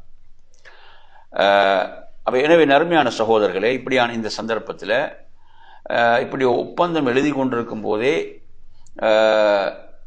அந்த சுஹைல் இப்னு ஐன் அவருடைய மகன் அபூ ஜந்தல் அவர்கள் மக்காவின் கீழ்ப்புறமாக வெளியேறி கையில் விலங்குகளோடு முஸ்லிம்களுக்கு மத்தியில் விழுகிறார். அவரை பார்த்த சுஹைல், இது நான் உம்மிடம் நிறைவேற்ற கோரும் முதல் விஷயமாகும், என்ன, இவரை நீங்கள் திருப்பி அனுப்பிவிட வேண்டும் என்று சொல்கிறார். நபி அவங்க, நாங்கள் இன்னும் என்ன செய்யல, இன்னும் இந்த ஒப்பந்தத்தை இப்பத்திரத்தை நாங்கள் எழுதி முடிக்கவில்லையே என்று கூறினார்கள். அதற்கு சுஹைல், நீங்கள் அப்படி செய்யவில்லை என்றால் அல்லாஹ் மீது சத்தியமாக நான் எவ்விஷயத்திலும் உம்மோடு உடன்படிக்கை செய்து கொள்ள மாட்டேன் என்று பிடிவாதம் பிடிக்கிறான். அதற்கு நபி அவங்க, இக்கோரிக்கையை நீ எனக்கு நிறைவேற்றி கொடு என்று கூறினார்கள். ஆனால் நான் ஒரு காலமும் நிறைவேற்றி தரமாட்டேன் என்று முரண்டு பிடிக்கின்றான். நபி அவர்கள், இல்லை, நீ எனக்கு நிறைவேற்றி ஆக வேண்டும் என்று கூறினார்கள். ஆனால் அவன் அது என்னால் முடியாது என்று முற்றிலுமாக மறுத்துவிட்டான். பிறகு அபூ ஜந்தலின் முகத்தில் அறைந்து அவரது கழுத்தை பிடித்து இணை வைப்பாரிடம் திரும்ப ஒப்படைக்க சுஹைல் இழுத்துச் சென்றான். முஸ்லிம்களை விட்டு பிரியும் போது அபூ ஜந்தல் மிக உரத்த குரலில், முஸ்லிம்களே, நான் இணை வைப்பாரிடமா திரும்ப கொண்டு போகப்படுகிறேன், எனது மார்க்கத்தில் என்னை அவர்கள் சோதிக்கின்றனரே என்று கூறினார். அபூ ஜந்தலே, சகித்துக் கொள்ளுங்கள், நன்மையை நாடுங்கள், உங்களுக்கும் உங்களோடு இருக்கும் ஒடுக்கப்பட்டவர்களுக்கும் விடுதலையையும் மகிழ்ச்சியையும் நிச்சயமாக அல்லாஹ் தருவான். நாங்கள் இக்கூட்டத்தினரோடு சமாதான உடன்படிக்கை செய்திருக்கிறோம், அதை நிறைவேற்றுவது எங்கள் மீது கடமை. அவர்களும் அல்லாஹ்வின் பெயர் கூறி இந்த உடன்படிக்கையை செய்திருக்கிறார்கள், எனவே நாங்கள் மோசடி செய்ய முடியாது என்று நபி அவர்கள் கூறினார்கள். உமர் ரலியல்லாஹு அவர்கள் அபூ ஜந்தலுக்கு அருகில் சென்று, அபூ ஜந்தலே, இவர்கள் இணை வைப்பவர்கள், இவர்களின் உயிர் நாயின் உயிருக்கு சமமானது என்று கூறியவராக தனது வாளின் கைப்பிடி அபூ ஜந்தலுக்கு அருகில் கொண்டு சென்றார்கள். உமர் ரலியல்லாஹு சொல்கிறார்கள், அவர் எனது வாளை எடுத்து தனது தந்தையை கொன்று விடுவார் என நான் ஆதரவு வைத்தேன். ஆனால் அவர் தந்தையின் மீதுள்ள பாசத்தால் கொல்லாமல் விட்டுவிட்டார். இதே நிலையில் ஒப்பந்த பத்திரமும் எழுதி முடிக்கப்பட்டது. அப்ப நபி ஸல்லல்லாஹு அலைஹி வஸல்லம் அவர்கள் ஒப்பந்த பத்திரத்தை முடித்தவுடன் தங்களது தோழர்களிடம் எழுந்து சென்று என்ன சொல்றாங்க, குர்பானி பிராணியை அறுத்து பலியிடுங்கள் என்றார்கள். ஆனா அவர்கள ஒருவர் கூட அதற்கு முன் வரல. சஹாபாக்கள்ல நபி ஸல்லல்லாஹு அலைஹி வஸல்லம் 3 முறை கூறியும் எவரும் எழுந்து செல்லவில்லை. ஆகவே நபி ஸல்லல்லாஹு அலைஹி வஸல்லம் தனது மனைவி உம்மு சலமாவிடம் சென்று மக்கள் நடந்து கொண்டதை கூறினார்கள். உம்மு சலமா ரலியல்லாஹு அன்ஹா சொல்றாங்க, அல்லாஹ்வின் தூதரே, மக்கள் குர்பானியை நிறைவேற்ற வேண்டும் என்று நீங்கள் ஆசைப்படுகிறீர்களா? நீங்கள் சென்று யாரிடமும் பேசாமல் உங்களது ஒட்டகத்தை அறுத்துவிட்டு தலைமுடி இறக்குபவரை அழைத்து உங்களது தலைக்கு முட்டை போட்டுக் கொள்ளுங்கள் என்றார்கள். நபி அவர்கள் தனது மனைவி கூறியவாறே எழுந்து சென்று யாரிடம் பேசாமல் தனது ஒட்டகத்தை அறுத்துவிட்டு தலைமுடி இறக்குவரை அழைத்து முட்டை அடித்துக் கொண்டார்கள். இதை பார்த்த மக்கள் எழுந்து தங்களது குர்பானி பிராணிகளை அறுத்துவிட்டு ஒருவர் மற்றவருக்கு முட்டையிட ஆரம்பித்தார்கள். 7 பேர்களுக்கு ஒரு ஒட்டகம், 7 பேர்களுக்கு ஒரு மாடு என்பதாக அறுத்தார்கள். நபி அவர்கள் அபூஜஹலுக்கு சொந்தமாக இருந்த ஒரு ஆண் ஒட்டகத்தை அறுத்தார்கள். அதன் மூக்கில் வெள்ளியிலான ஒரு வளையம் இருந்தது. இணை வைப்பவர்களுக்கு கோபமூட்டுவதற்காக நபி ஸல்லல்லாஹு அலைஹி வஸல்லம் இவ்வாறு செய்தார்கள். பிறகு நபி அவர்கள் மொட்டையடித்து கொண்டவர்களுக்கு 3 முறை பாவ மன்னிப்பையும் பிரார்த்தனை செய்தார்கள். தலைமுடியை குறைத்து கொண்டவர்களுக்கு 1 முறை துஆ செய்தார்கள். நோயின் காரணமாக தலைமுடியை முன்கூட்டியே சிரைத்து கொண்டவர்கள் அதற்கு பரிகாரமாக நோன்பு வைத்துக் கொள்ளலாம், அல்லது தர்மம் அல்லது குர்பானி கொடுத்துக் கொள்ளலாம் என்ற சட்டம் கூறப்பட்ட இறைவசனம் இந்த பிரயாணத்தின் போது கஅப் இப்னு உஜ்ரா ரலியல்லாஹு அன்ஹு அந்த நபித்தோல் விஷயத்தில் என்ன செய்யப்பட்டது, அருளப்பட்டது. எனவே நறுமையான சகோதரர்களே, அப்ப முஸ்லிமான சில பெண்கள் ஹிஜ்ரத் செய்து முஸ்லிம்களோடு சேர்ந்து கொள்கிறார்கள். அவர்களின் உறவினர்கள் ஹுதைபியா உடன்படிக்கைப்படி அவர்களை தங்களிடம் திரும்ப அனுப்புமாறு கேட்டுக்கொள்கிறார்கள். அப்போ ஒப்பந்தத்தில் ஆண் என்ற சொல்லையே பயன்படுத்தப்பட்டிருக்கிறது. எனவே பெண்கள் இதில் கட்டுப்பட மாட்டார்கள் என்று காரணம் காட்டி நபி அவர்கள் இக்கோரிக்கையை ஏற்றுக்கொள்ள மறுத்துவிட்டார்கள். இது விஷயமாகத்தான் அல்லாஹ் இந்த வசனத்தை இறக்கினான். நம்பிக்கையாளர்களே, நிராகரிப்பவர்களில் உள்ள பெண்கள் நம்பிக்கை கொண்டு தம் கணவர்களை வெறுத்து வெளியேறி உங்களிடம் வந்தால் அவர்களை சோதித்து பாருங்கள். அவர்களுடைய உண்மை நம்பிக்கையை அல்லாஹ் தான் நன்கறிவான்.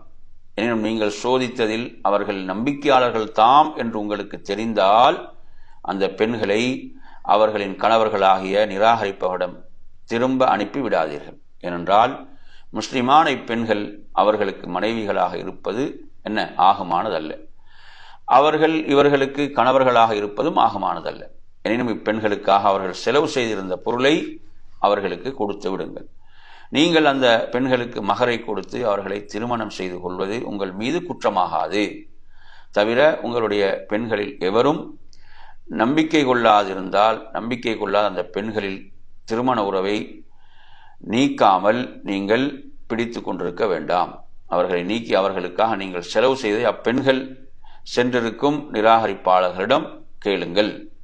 அவ்வாறே நம்பிக்கை கொண்டு உங்களிடம் வந்துவிட்ட அவர்களுடைய மனைவிகளுக்கு தாங்கள் செலவு செய்தை அவர்கள் உங்களிடம் கேட்கலாம். இது அல்லாஹ்வினுடைய கட்டளை. உங்களுக்கிடையில் நீதமாகவே அல்லாஹ் தீர்ப்பளிக்கிறான். அல்லாஹ் அனைத்தையும் நன்கறிந்தவனும் ஞானமுடையவனுமாக இருக்கிறான். இது 60வது அத்தியாயம் 10வது வசனம்.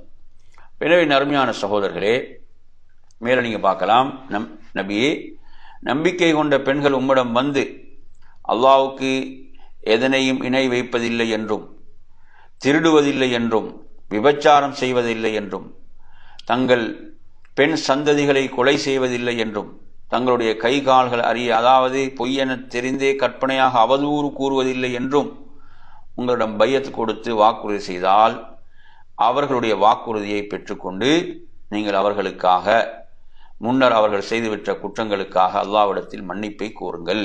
நிச்சயமாக அல்லாஹ் மிக்க மன்னிப்பவனும் கிருபையுடையவனுமாக இருக்கிறான். அவங்களோட பையத்தை ஏற்றுக்கொள்ளுங்க என்றும் இந்த வசனம் சொல்லுது. எனவே இந்த வசனத்தின் மூலம் ஹிஜ்ரா செய்து வந்த பெண்களை நபி ஸல்லல்லாஹு அலைஹி வஸல்லம் சோதித்தார்கள்.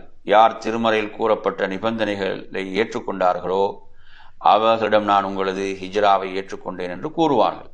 அவர்களை திரும்ப அனுப்ப மாட்டார்கள். இந்த வசனத்தில் இறக்கப்பட்ட சட்டத்தின்படி முஸ்லிம்கள் மக்காவிலிருந்து தங்களது இணை வைக்கும் மனைவிகளை விவாகரத்து செய்தனர். அன்றைய தினத்தில் உமர் ரலியல்லாஹு அன்ஹு அவர்களும் இணை வைக்கும் தனது 2 மனைவிகளை விவாகரத்து செய்தார்கள். அவ்விருவருள் ஒருவரை முஆவியாவும் இன்னொருவரை சஃபானும் மனம் முடித்துக் கொண்டார்கள். அதுவரை முஆவியாவும் சஃபானும் என்ன செய்யல, இஸ்லாத்தை ஏற்றிருக்கவில்லை. எனவே நறுமையான சகோதரர்களே, இவ்வாறாக இந்த ஒப்பந்தம் நடைபெற்றது. இந்த ஒப்பந்த அம்சங்களுடைய விளைவுகள் என்ன, எப்படியான விளைவுகளை இந்த ஒப்பந்தம் ஏற்படுத்தியது, எப்படியான தாக்கங்களை இந்த ஒப்பந்தம் ஏற்படுத்தியது என்பதை இன்ஷா அல்லாஹ் நாம் நாளைய வகுப்பிலே பார்ப்போம் என்று கூறி நிறைவு செய்கிறேன். وآخر دعوانا أن الحمد لله رب العالمين والسلام عليكم ورحمة الله وبركاته.